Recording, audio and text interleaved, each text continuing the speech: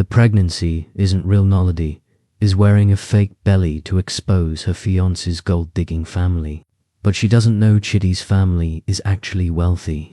Naledi Moyo adjusted the flowing fabric of her white pre-wedding dress, her hand instinctively moving to her growing belly. 6 months pregnant and glowing, she had imagined this day would be filled with joy and celebration. Instead, she stood in the corner of the lavish hotel suite, watching her soon-to-be in-laws whisper and snicker behind their champagne glasses. Can you believe she trapped him like that? A voice carried across the room. Chidi's cousin, Ifama, barely bothering to lower her tone. Pregnant before the wedding. So desperate. Naledi's best friend, Thandi, squeezed her hand. Ignore them. You and Chidi love each other. That's what matters. But the words stung like salt on an open wound. Naledi had met Chidi Adimi 2 years ago at a community center where she volunteered as a teacher's aide. He was a software developer with kind eyes and a gentle laugh. Their love had been organic, beautiful, and entirely unplanned, just like their baby. When she told him about the pregnancy, he had dropped to one knee that same night, tears in his eyes, asking her to be his wife. Look at her dress, another relative muttered, probably from some discount store. Poor Chidi, marrying so beneath his station. Naledi glanced down at her dress. It had cost her 3 months of savings, but she wore it with pride. She came from humble beginnings, raised by a single mother who cleaned offices at night so Naledi could attend university. She had nothing to be ashamed of. The door swung open, and a woman entered, tall, strikingly beautiful, with an air of quiet authority that silenced the room. She wore simple jeans and a plain white blouse, her hair pulled back in a nonsense bun. But something about her presence commanded attention. Ifama rushed forward. We didn't know you were coming, Kipna. Naledi had heard the name whispered with reverence throughout the wedding preparations. Chidi's older sister, who lived abroad and rarely visited. He spoke of her with love, but also sadness. They had grown apart over the years, their lives taking different paths. Kioma's dark eyes swept the room, landing on Naledi. For a moment, their gazes locked. Naledi saw no warmth there, only cold assessment. Then Kioma turned away, accepting air kisses from relatives who suddenly seemed desperate for her attention. Kioma, you must meet Chidi's bride, Ifama said, her voice dripping with false sweetness. Though I'm sure you've heard all about her ... situation. The emphasis on the last word made Naledi's cheeks burn. She straightened her spine, refusing to cower. She had done nothing wrong. She loved Chidi with every fiber of her being, and their child was a blessing, not a trap. Kioma approached slowly, her expression unreadable. She stopped directly in front of Naledi, her eyes dropping deliberately to the pregnant belly, then back up to Naledi's face. So you're the one who's marrying my brother, Kioma said, her voice neutral and cold. Yes, Naledi replied, lifting her chin. I'm Naledi Moyo. It's nice to finally meet you. Chidi speaks of you often. I'm sure he does. Kioma's lips curved into something that wasn't quite a smile. Tell me, Naledi, what do you do for a living? The room had gone silent. Everyone was watching, waiting. I'm a teacher's aide. I work with special needs children. How noble, Kioma said, the words somehow sounding like an insult. And you're how far along? 6 months. Kioma nodded slowly. And you've known my brother for 2 years. Fascinating. Kioma turned away dismissively.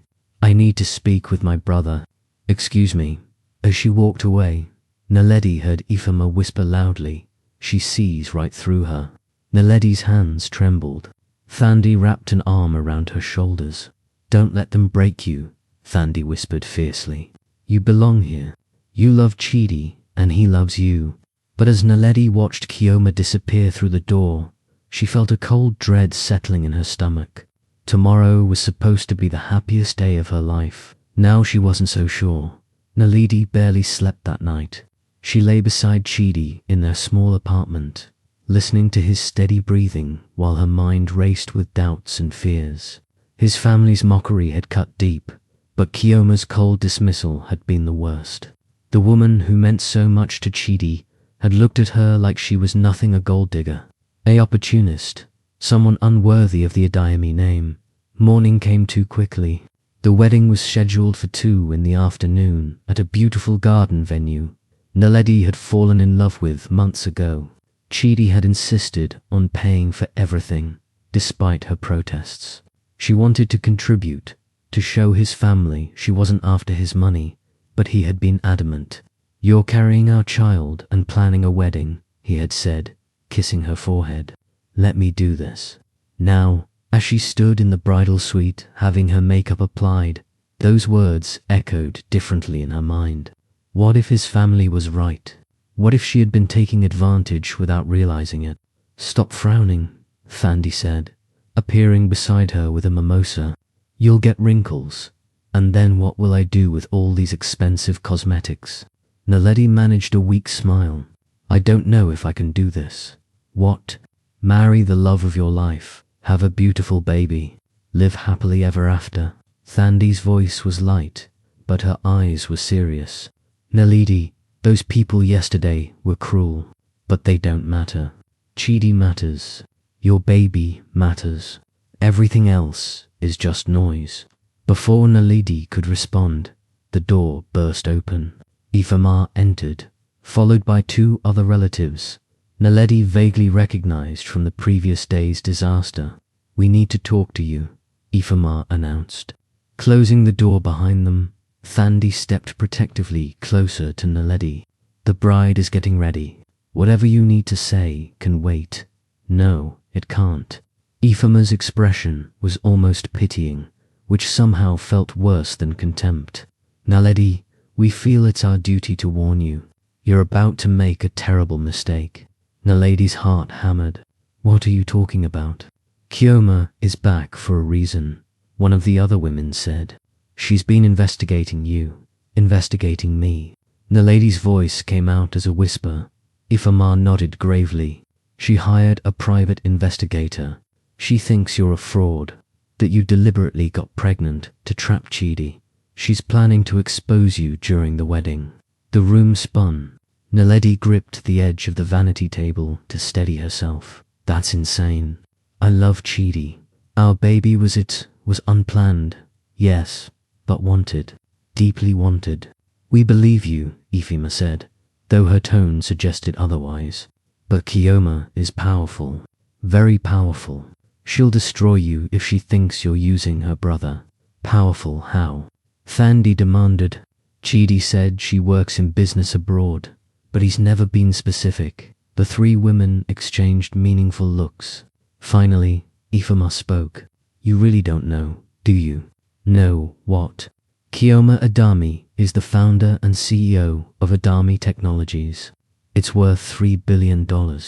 She's one of the richest women in Africa." Ifama paused for effect. "And she's convinced you're after the family fortune." The words hit Naledi like a physical blow.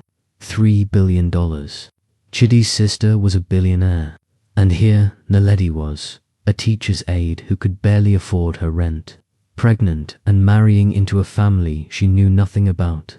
"I didn't know," she breathed. "Chidi never told me. He said his sister was successful, but he never, because he wanted to see if you'd love him for himself." Another woman interjected. "It's what they do, these wealthy families. They test people." Thandi's hand found Naledi's shoulder. "Get out, all of you now. We're trying to help her," Ifama protested. "You're trying to sabotage her wedding day. Get out." After they left, Naledi collapsed into the chair, her carefully applied makeup smudging as tears began to fall. Everything made sense. Now the expensive apartment Chidi rented that he claimed was a good deal. The way he never worried about money. His family's hostility towards someone they saw as beneath them. "He should have told me," she whispered. "Yes," Thandi agreed. "He should have, but maybe he had his reasons. Maybe he wanted you to love him for who he is, not what he has." "But I do love him," for who he is. I didn't care about money. I still don't. Naledi looked up, her eyes blazing through tears. I need to talk to Kioma. What? No, Naledi, you can't. I need to tell her the truth. I need her to understand that I'm not what she thinks I am. Naledi stood, determination replacing fear. If I'm going to marry Chidi, I need to face his sister. I need to make her see who I really am. Thandi studied her friend's face, then slowly nodded. Okay, but I'm coming with you. They found Kioma in the garden, inspecting the wedding arrangements with the critical eye of someone accustomed to perfection. She wore an elegant navy dress now, her hair styled in sophisticated braids. She looked every inch the billionaire she was. Ms. Adayemi, Naledi called out, her voice stronger than she felt. Kioma turned, surprise flickering across her face. The bride shouldn't see the venue before the ceremony. Bad luck. I don't care about luck right now. I care about the truth. Naledi walked closer, her hand on her belly. Your family told me who you are, what you are, and I want you to know something. Kioma's expression was unreadable. I'm listening. I didn't know. About your wealth, your company, any of it. Chidi never told me, and I never asked. I fell in love with a kind man who volunteers at community centers and makes terrible jokes and cries at animated movies. Naledi's voice cracked, but she pushed forward. I'm not perfect. I come from nothing. My mother cleaned offices so I could go to school. I wear discount store dresses, and I can't afford fancy things. But I love your brother with everything I have. Our baby wasn't a trap. It was an accident that became a blessing. For a long moment, Kioma said nothing. Then, softly, why should I believe you? Because I'm standing here, 6 months pregnant, in a wedding dress, begging for your approval instead of hating you for treating me like garbage. Tears streamed down Naledi's face now. Because all I want is for Chidi to be happy. And I know that means having his sister's blessing. Kioma's expression shifted, something vulnerable breaking through her cold exterior. Do you have any idea what it's like, being wealthy? People always want something. They pretend, they lie, they manipulate. I've watched people destroy my brother's heart before, all for money they thought we had. I moved abroad partly to escape it. I'm not those people. How do I know that? Naledi took a deep breath. You don't. You'll have to take a leap of faith, just like I'm taking one by marrying into a family that sees me as a threat instead of a blessing. The silence stretched between them, heavy with unspoken words and years of Kioma's accumulated distrust. Finally, the billionaire spoke. The wedding starts in an hour. You should fix your makeup. It wasn't acceptance. It wasn't approval. But it wasn't rejection either. As Naledi walked away, she heard Kioma call out softly, Naledi. She turned. That dress looks beautiful on you. The ceremony was perfect. Soft music played as guests took their seats in the garden, sunlight filtering through the trees in golden shafts. Naledi stood at the entrance, her arm linked with her mother's, watching Chidi wait for her at the altar. His face radiated pure joy, and in that moment, all her doubts melted away. This was right. This was real. Whatever happened with his family, whatever challenges they faced, they would face them together. As she began her walk down the aisle, she saw Kioma seated in the front row. The billionaire's expression was neutral, but their eyes met briefly, and Naledi thought she detected something softer, their curiosity, perhaps, or the beginning of respect. The ceremony itself was a blur of emotions. Chidi's vows made her cry, and when he gently placed his hand on her belly and promised to love both his bride and their child forever, she heard several guests sniffling.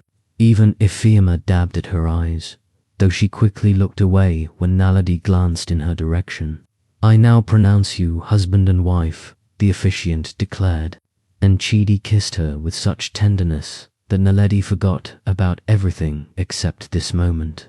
This man, this beginning. The reception was held in an elegant ballroom adjacent to the garden. As Naledi and Chidi entered to thunderous applause, she felt like she was floating. They had their first dance, cut the cake, and laughed with friends. For a few precious hours, she let herself simply be happy. Then Kioma approached their table. "May I speak with you both?" she asked, her voice formal but not cold. Chidi's hand tightened on Naledi's. "Of course. Is something wrong?" "Not wrong, but there's something I need to discuss with you, privately." Kioma glanced at Naledi. "Both of you." They followed her to a quiet terrace overlooking the garden. The sounds of the party continued inside, muffled and distant. Kioma turned to face them, her expression serious. "Chidi, I owe you an apology," she began. "I've been distant. I've let my work consume me, let my distrust of people color my judgment. When you told me you were getting married, I should have been happy for you. Instead, I came here looking for problems." Kioma Chidi started, but she held up a hand. "Let me finish. I had Naledi investigated. I'm not proud of it, but I needed to know if she was genuine." She turned to Naledi. "What I found was a young woman who works 60-hour weeks at an underfunded school, who sends half her paycheck to her mother, who volunteers at a homeless shelter every Sunday. A woman with no debt, no suspicious connections, no hidden agenda. Just someone trying to build a good life." Naledi felt Chidi's arm wrap around her waist, steadying her. "I also found," Kioma continued, her voice softening, "dozens of text messages between you and Chidi. Messages where you urged him to save money instead of spending it on you, where you offered to pay for the wedding yourself, where you told him repeatedly that all you wanted was him, not gifts or gestures or expensive things." Tears pricked at Naledi's eyes again. "I meant every word. I know. I also found something else." Kioma pulled out her phone, scrolling briefly before turning the screen toward them. It showed a video security footage from the hotel suite the day before. In the video, Naledi stood in the corner while Ifama and the others mocked her. But what Naledi hadn't seen was what happened after Kioma left the room. The footage showed Kioma confronting Ifama in the hallway, her face livid with anger. "You will apologize to that woman," Video Kioma hissed. "You will treat her with respect, or you will leave this wedding." The audio was clear despite the video's graininess. Ifama's response was defensive. "We were just having fun. She's obviously a gold digger. She's a teacher who makes minimum wage and volunteers to help disabled children," Kioma snapped. "While you're spending your husband's money on designer handbags and complaining about your lot in life, she's building something real with my brother. You're not fit to judge her." Naledi stared at the screen, shocked. Chidi looked equally stunned. Chioma pocketed her phone. "I was testing you, Naledi. Not in the way Ifama claimed, but in my own way. I wanted to see how you'd react to hostility, to judgment, to rejection. Would you run? Would you lash out? Would you demand Chidi choose between you and his family?" "I would never ask him to do that," Naledi whispered. "Exactly. Instead, you came to me directly. You were honest, vulnerable, and brave. You didn't try to turn Chidi against me. You just asked to be seen for who you really are." Kioma's eyes glistened. "That's what convinced me. Not the investigation. You." Chidi pulled his sister into a hug, his voice thick with emotion. "I've missed you, Chi. I've missed my sister. I've missed you too, little brother." When they separated, Kioma turned to Naledi. "I was wrong about you. Completely wrong. And I'm sorry for the pain I caused." Naledi didn't trust her voice, so she simply stepped forward and embraced Kioma. The older woman stiffened for a moment, then relaxed, her arms coming up to return the hug. "Welcome to the family," Kioma whispered. "The real family, not those vultures who judge what they don't understand." When they separated, Kioma reached into her clutch and pulled out an envelope. "This is a wedding gift. Don't open it, no, wait until you're alone." "Kioma, you don't have to," Chidi began. "I want to, please." She pressed it into Naledi's hands. "Now go back to your party. Enjoy your day. You've earned it." As they watched Kioma walk back inside, Chidi turned to his wife, with wonder in his eyes. "You confronted my billionaire sister while pregnant and in a wedding dress. You're incredible." Naledi laughed, the sound bubbling up from relief and joy. "I didn't know what else to do. I just knew I couldn't start our marriage with lies or avoidance between us. That's why I love you." He kissed her forehead. "You face things head on. You're brave in ways I'm still learning to be." They returned to the reception hand in hand. The rest of the evening passed in a warm blur: speeches and dances, laughter and tears, the joy of two families coming together. Even Ifama apologized, though Naledi suspected Kioma's earlier confrontation had something to do with the sudden change of heart. Late that night, in their hotel suite, Naledi finally opened the envelope. Inside was a simple card with Kioma's handwriting: "For the home you'll build together." Attached was a check for $2 million.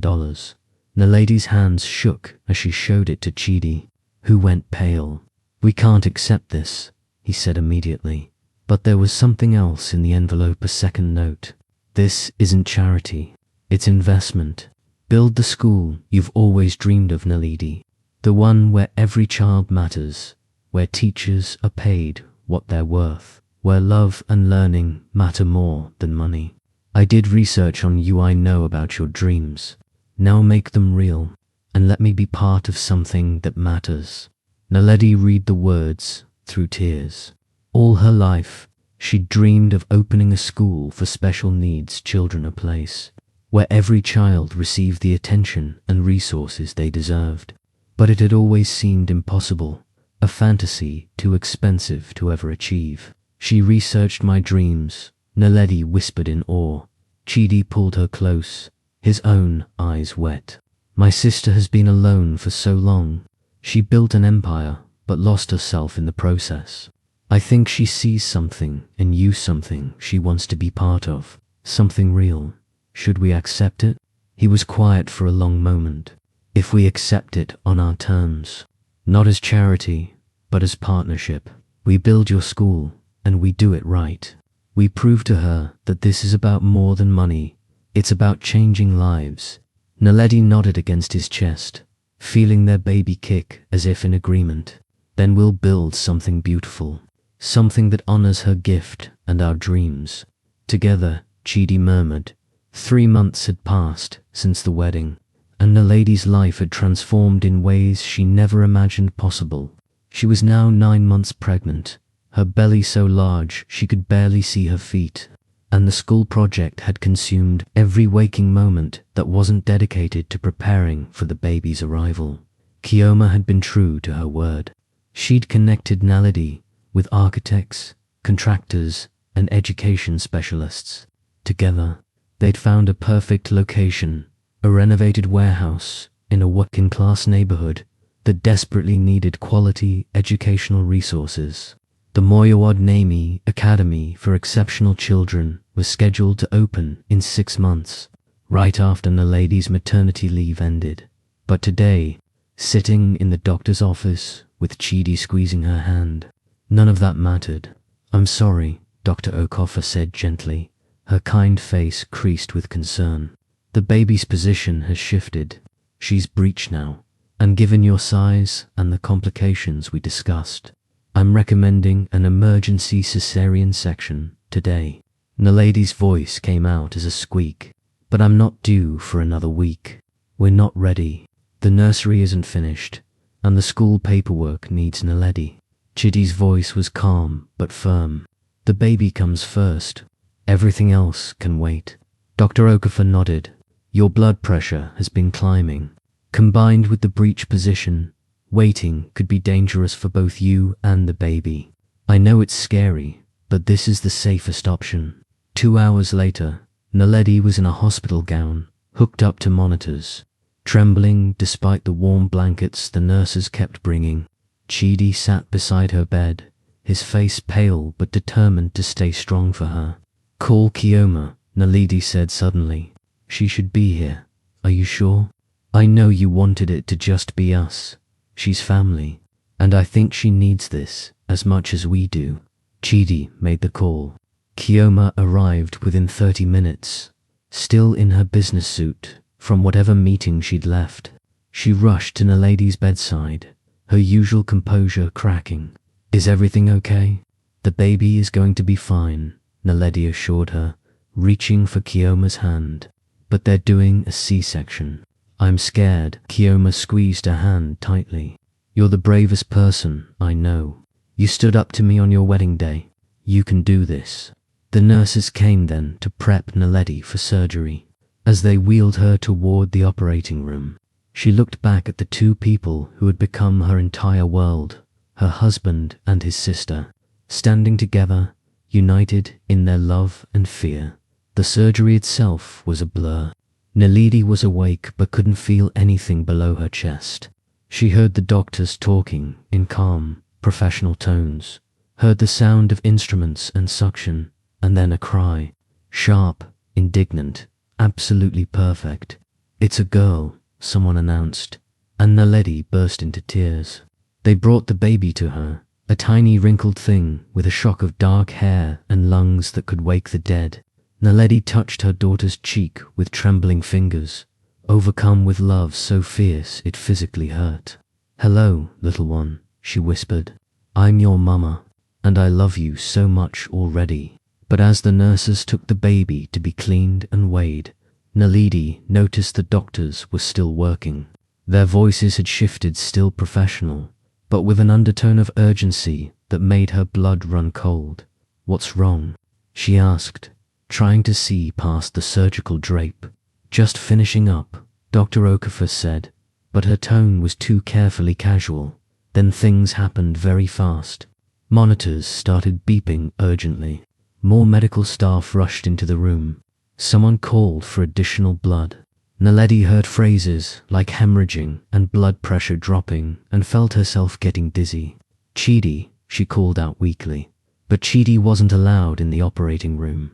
He was waiting outside with Kioma, not knowing that his wife was fighting for her life. The last thing Naledi remembered before darkness claimed her was Dr. Okafor's face above her, determined and focused, saying, "Stay with us, Naledi. Your daughter needs you. Stay with us." When Naledi woke, the first thing she saw was Chidi's face. He looked haggard, like he'd aged 10 years in a few hours. His eyes were red-rimmed and bloodshot. "The baby," she croaked, her throat dry as dust. "She's perfect, healthy, beautiful." His voice broke. "You scared me so much, Naledi. You lost so much blood." "They had to," they said. "If they'd waited even another minute, I'm okay," she whispered, though every part of her body ached. "I'm here. We're both here." Kioma appeared on her other side, and Naledi was shocked to see tears streaming down the billionaire's face. "Don't ever do that again," Kioma said fiercely. "Do you understand? Never again. I'll try not to almost die again." Naledi joked weakly. "But I make no promises about future pregnancies." "There won't be future pregnancies," Chidi said firmly. I almost lost you, Naledi. I can't go through that again. We'll talk about it later," she soothed. "Right now, I want to see our daughter." They brought the baby in 6 pounds, 3 ounces of perfection wrapped in a pink blanket. Naledi held her carefully, mindful of the 4 lines and surgical pain, and felt her world realign around this tiny human. "We're calling her Amara," Chidi announced. "It means grace, because it was grace that brought you both through this." Amara, Naledi repeated, testing the name. The baby's eyes opened dark and unfocused, but somehow already alert. "Hi, Amara. I'm sorry I scared everyone, but I'm here now. I'm not going anywhere." Over the next few days, as Naledi recovered in the hospital, a steady stream of visitors came. Her mother, who held her granddaughter and wept with joy. Thandi, who brought balloons and an absurdly large teddy bear. Even some of Chidi's extended family, including a subdued Ifema, who seemed genuinely sorry for her earlier behavior. But it was Kioma's constant presence that surprised Naledi most.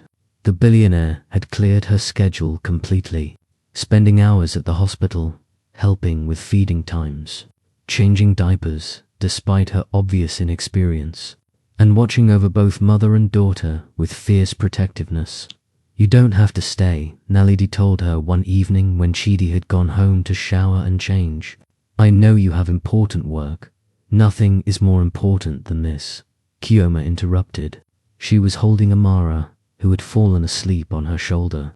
"I've spent 10 years building a company, accumulating wealth, proving myself in a world that didn't want to make room for me. And you know what? I was lonely, successful, but lonely." She looked down at the sleeping baby with something like wonder. "Then you came into our lives. You and your stubborn heart and your impossible dreams. And suddenly I remembered what matters. Not money or power or proving people wrong, but this: family, connection, love." Naledi felt tears building again. She'd been so emotional since the birth, crying at commercials and kind gestures alike. "You've become so important to me, Kioma.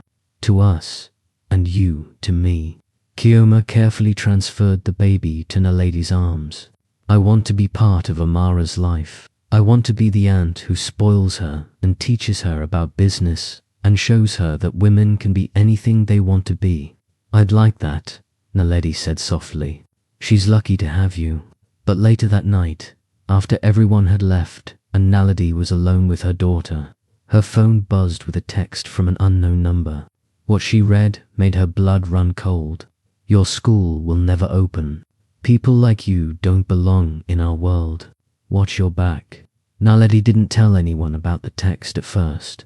She was too exhausted from the surgery, too overwhelmed with new motherhood, too busy learning to breastfeed and change diapers and function on 2 hours of sleep. But the message haunted her, lurking in the back of her mind like a shadow. Then the incident started first. It was small things: paperwork for the school mysteriously delayed, permits that had been approved suddenly needing additional review. Then the contractor called to say someone had vandalized the construction site, spray painting threats on the walls. Finally, an anonymous email arrived containing doctored photos of Naledi, suggesting she'd had affairs, stolen money, lied about her qualifications. "Someone's trying to destroy the school," Naledi told Chidi 2 weeks after Amara's birth, her voice shaking as she showed him the latest email. "And they're trying to destroy me in the process." Chidi's face darkened with anger. "We're going to the police. This is harassment, maybe even criminal threatening." But when they called Kioma to update her, the billionaire's response was immediate and fierce. "Don't go to the police yet. Let me handle this. I have resources they don't." Within 24 hours, Kioma's team had traced the messages and emails. What they found shocked everyone.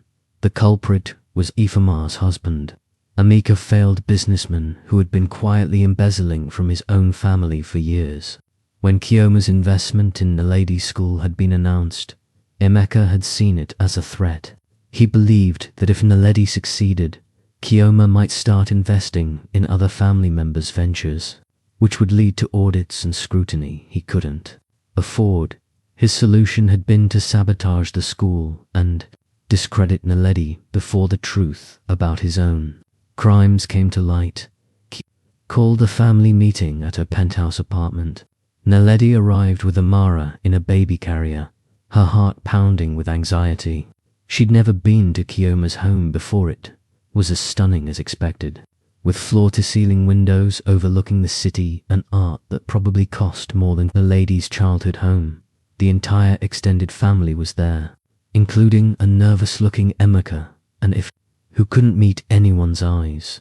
Kioma stood at the head of the room, every inch the powerful CEO. "I've gathered you here because we have a problem. A family problem."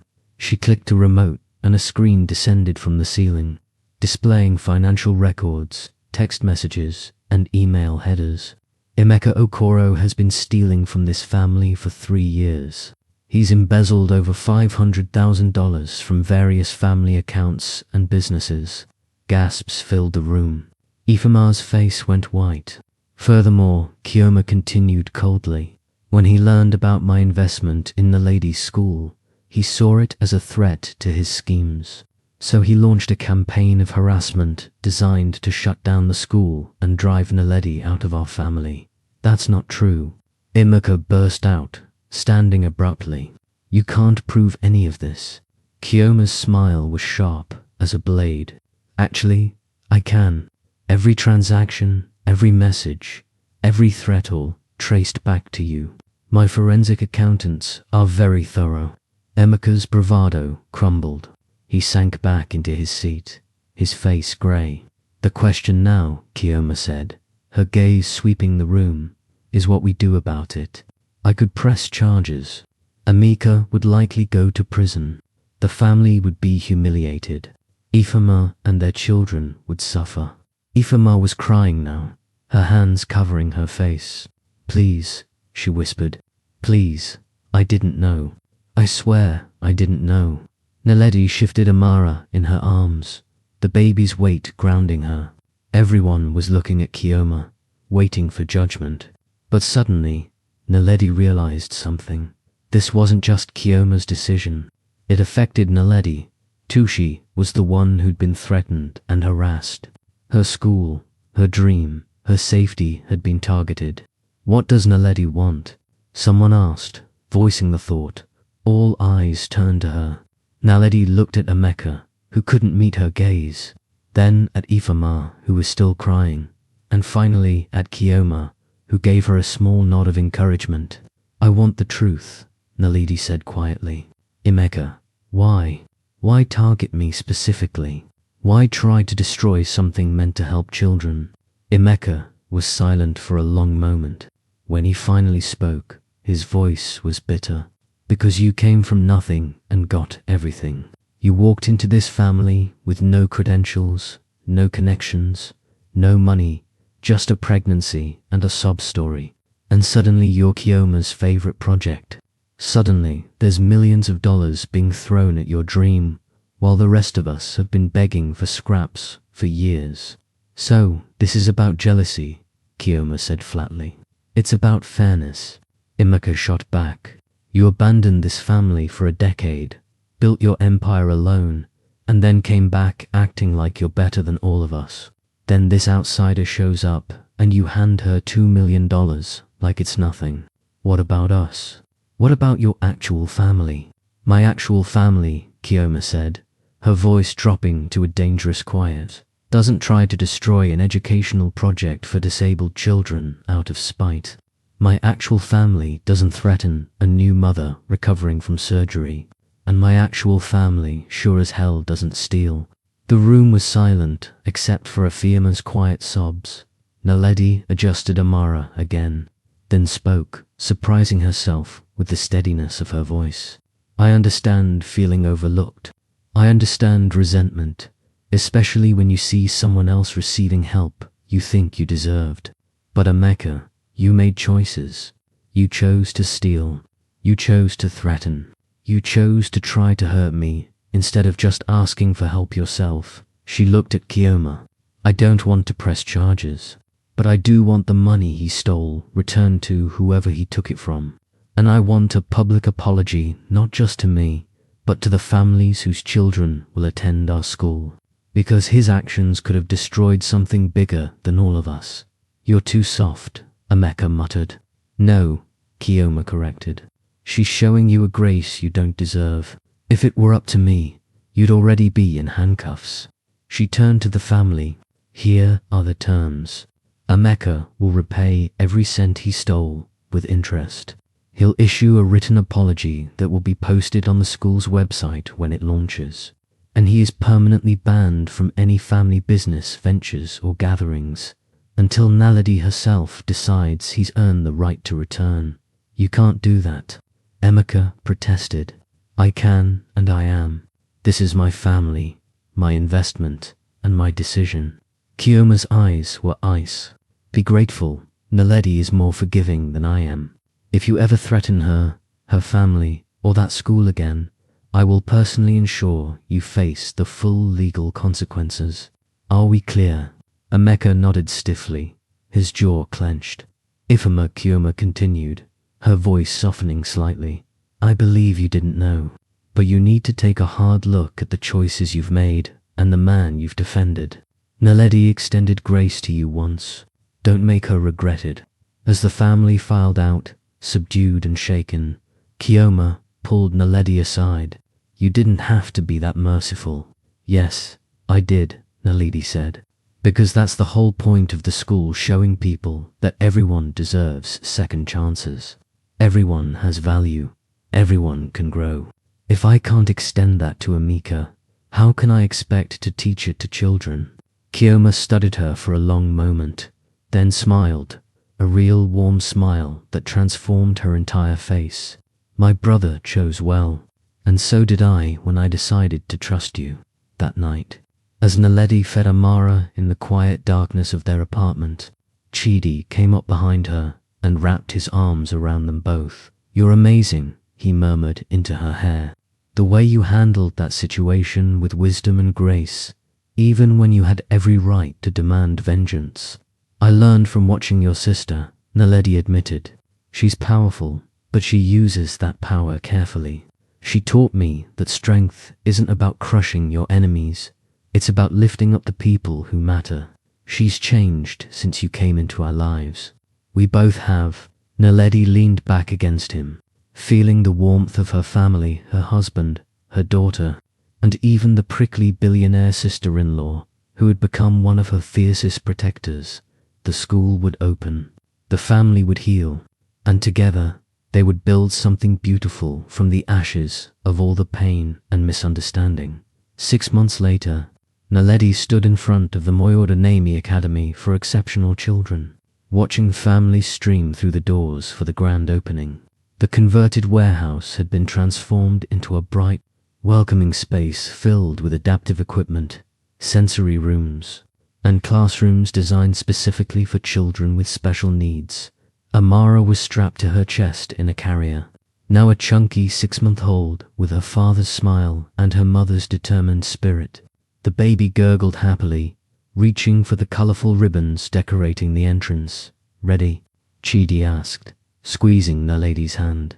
She nodded, though butterflies danced in her stomach. This was everything she'd dreamed of, a school where every child mattered, where disabilities weren't obstacles but simply different ways of experiencing the world. They'd hired 12 teachers, all specially trained, and secured funding for scholarships that would make the school accessible to families regardless of income. Kioma approached, looking elegant in a simple dress that probably cost more than most people's monthly salary. But her smile was genuine as she looked at the building. Your vision came to life, Naledi. How does it feel? Terrifying, Naledi admitted with a laugh. What if we fail? What if the parents don't trust us?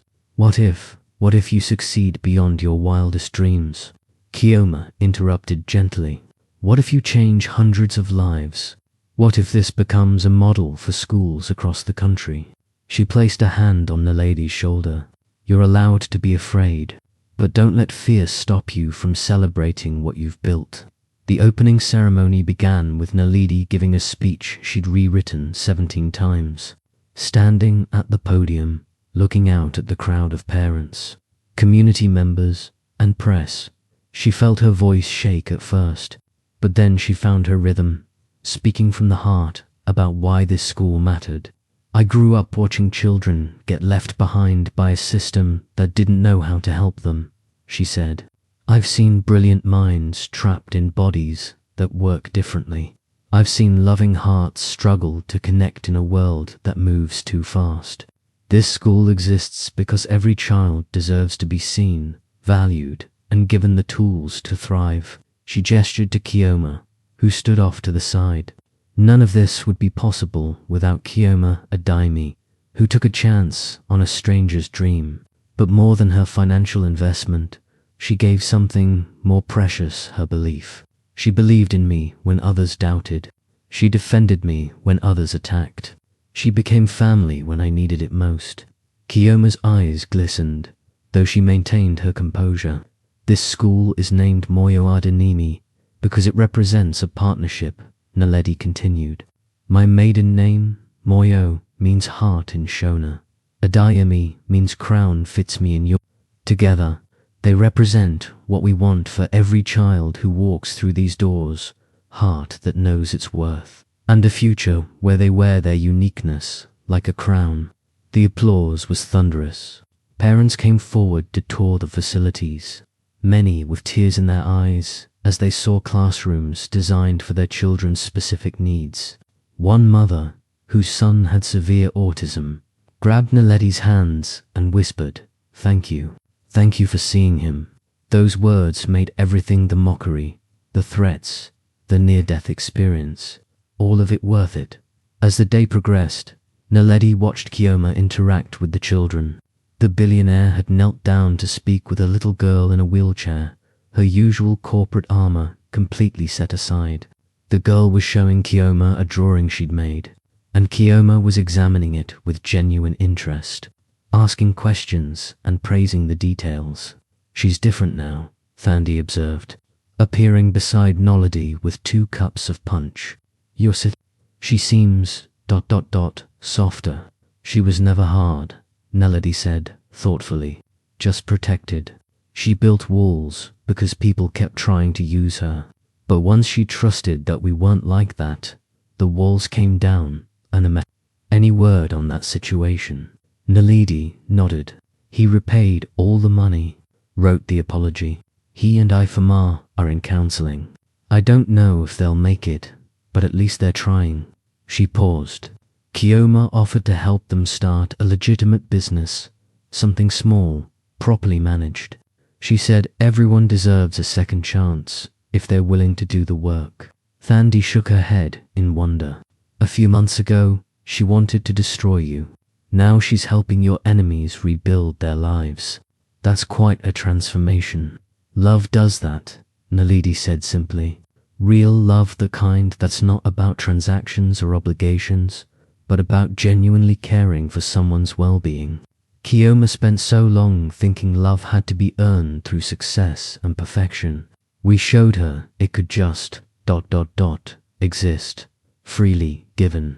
As the afternoon wore on, more families arrived than they'd anticipated.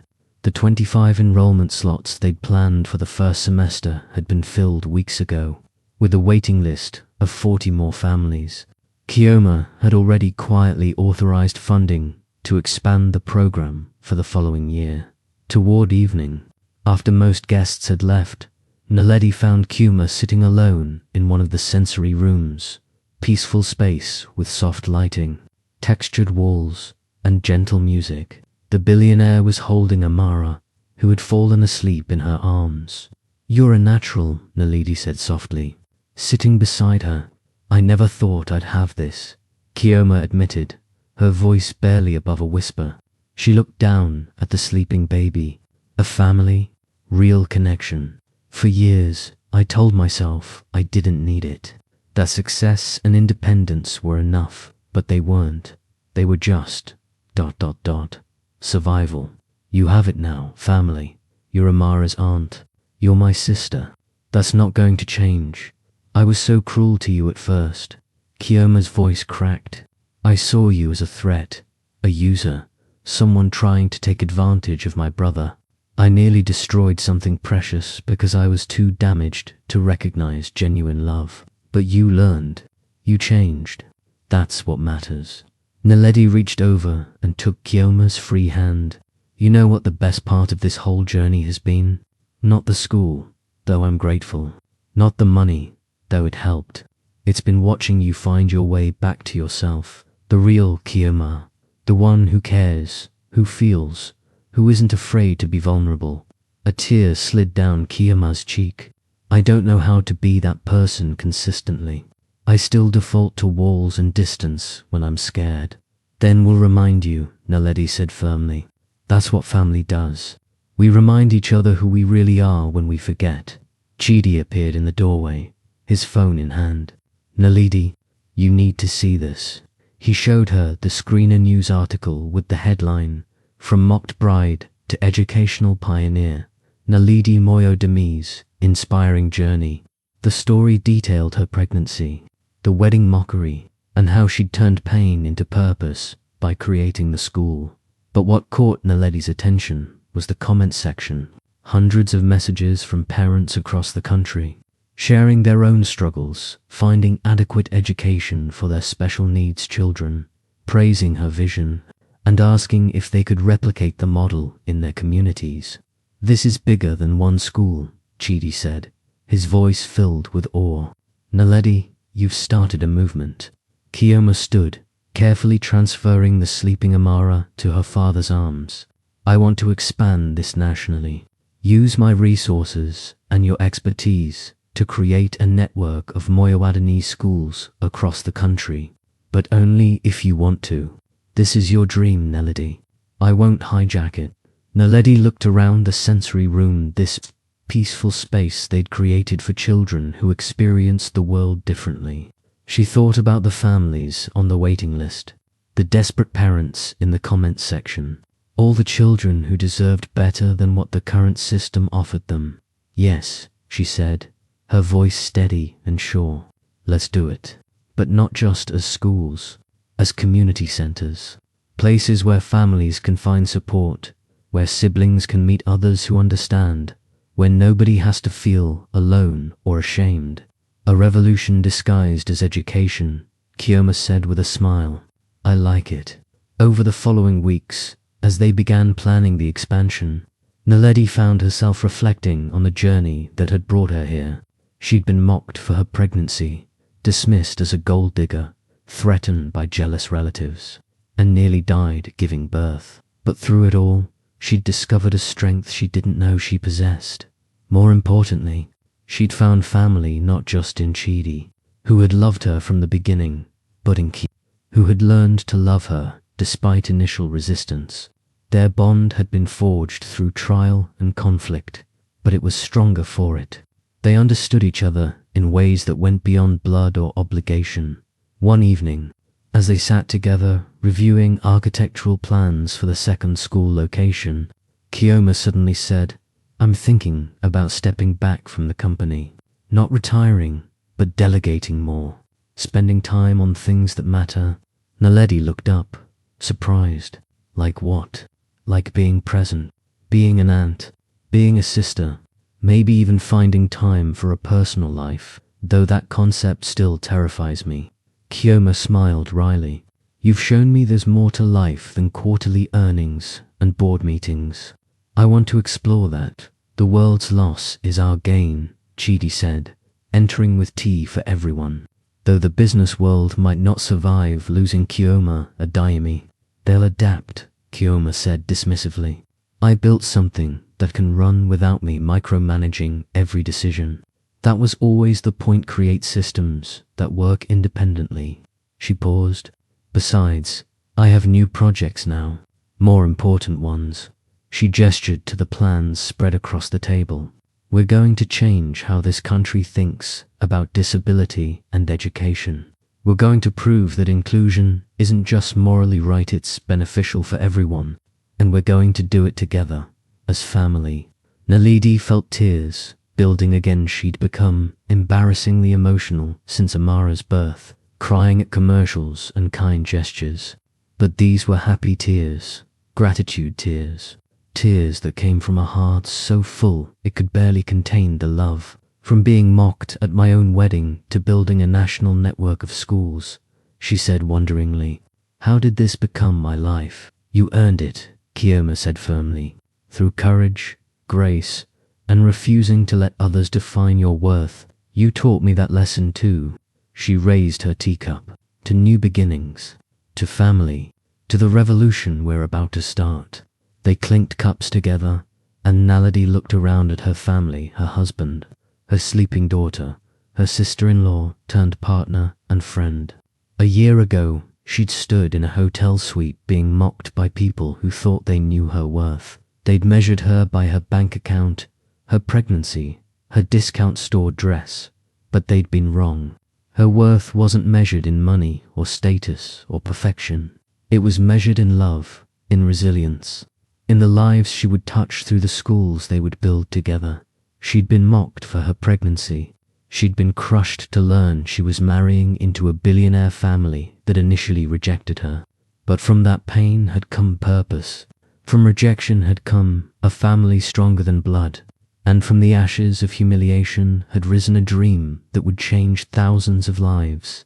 As Amara stirred and opened her eyes, looking up at her mother with pure trust and love, Naledi smiled. This was just the beginning. They had work to do, lives to change, walls to break down, and they would do it together, a teacher, a billionaire, a software developer, and a baby who would grow up knowing that love was always more powerful than money.